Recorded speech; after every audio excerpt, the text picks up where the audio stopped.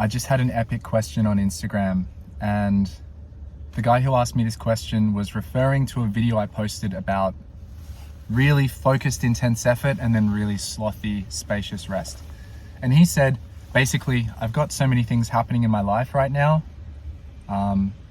Projects, training, relationship, inner work, lots of things.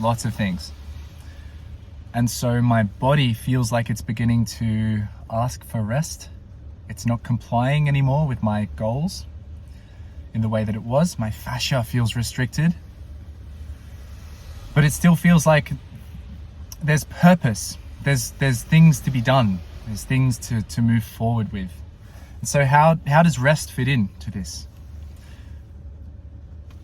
The first thing I think for this situation is to rein in all of those parts to one fundamental way of being. What is the way of being? So I suggested, dude, saturate, savor all of it while it's here. The intensity, the tiredness, like savor the purpose. Breath to breath, breath to breath, breath to breath. And then it becomes very simple, all of these parts. Because he knows how to organize his life best, just like you know how to organize your life best. You have a set of interests, you have a series of things that you care about, responsibilities. Only you can manage those in the way you're meant to. But when you savor it and you breathe well and you drop in and just accept the suchness of the moment, that brings out the best of you. And it helps you receive all of the goodness that's available. Now, the other thing is that when it comes to rest, think of your body, mind, life as a series of systems and components. You don't have to stop the whole machine. You don't have to stop everything and switch it off to rest. You can cycle between different systems and components. And this is how the body heals. This is how we create things. This is how all good systems work. So for instance, your brain, your analytical mind is heating up. It's getting fuzzy. It's getting overwhelmed. You can't think. Move your body. Don't think. Move your body. Play. Respond. React. You're still active, but this is resting, and this is helping cycle through, flush, and nourish all of this to refresh it. There's a time, of course, to completely rest, to sleep, but we can cycle through systems to give relative rest to other systems. If you're having a conversation with a friend, you and that friend are across the table from one another. That conversation is heated. You don't have to stop talking, you can just change the topic. And sometimes continuing to talk, but changing the topic, helps that conversation to rest. So I hope you're seeing the point here. That's the answer I gave. So rest can come in a multitude of ways and forms. My friend who is a carpenter has been doing carpentry for like 15 years. And he's sick of it. He's sick of doing the same thing. He wants to have other options. He wants to develop other skill sets. He's ready. I have been coaching for a decade and I've been doing the same thing, and I'm starting to feel like I just need a change. There's nothing wrong with the work. The work's fine. I am just changing. And so he wants to rest that part of himself. I want to rest this part of myself. There's nothing wrong with carpentry. There's nothing wrong with coaching. But if we could almost switch roles a little bit in our lives, maybe we would.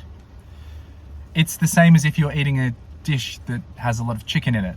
You can really like chicken, but just get sick of chicken. You need more salad. You need vegetables. You want some fruit in your diet. There's nothing wrong with the chicken. It's just like my chicken compartment is full. My taste buds have had enough. So you don't have to stop the thing you're doing. You can reallocate. Less chicken, more salad. Less carpentry, more creative writing and entrepreneurship exploration. You know, like you can modulate, and there can be this dynamic interplay between systems. And it's just how it works in the body. You know, when you're sprinting, if you were to run 400 meters, the energy systems that you're being fueled by, that are producing the ATP that fuels muscular contraction, they're anaerobic, then they're aerobic. The first ones for the sprint, you're using a different biochemical system than you're using for the last 300 meters. You know, we work through different fuel systems in our body. So cycle through the systems, and that is enough to help rest. We don't want while we're alive, we don't want complete nothing rest. We need there to be movement in some way, but just know that there are movements that you can explore in very, very different ways, like the movement of a paintbrush, the movement of a dream or of a thought or of a vision in the mind when the body's tired. Continue to move, continue to flow, continue to cycle, continue to live, continue to let life pass through, but just move life through different parts of you and relate to life differently. So the last thing to say is, rather than stop completely, which parts of you are you not inviting in? Sometimes it's not just about rest. Sometimes it's also about which parts of you haven't invited in to the things you're doing. And when you invite a new part of you in, or you're expressing yourself more fully in the way you're living, and sometimes that feels very restful. So yeah, I'll leave you with that. Hope this is helpful. Speak to you soon.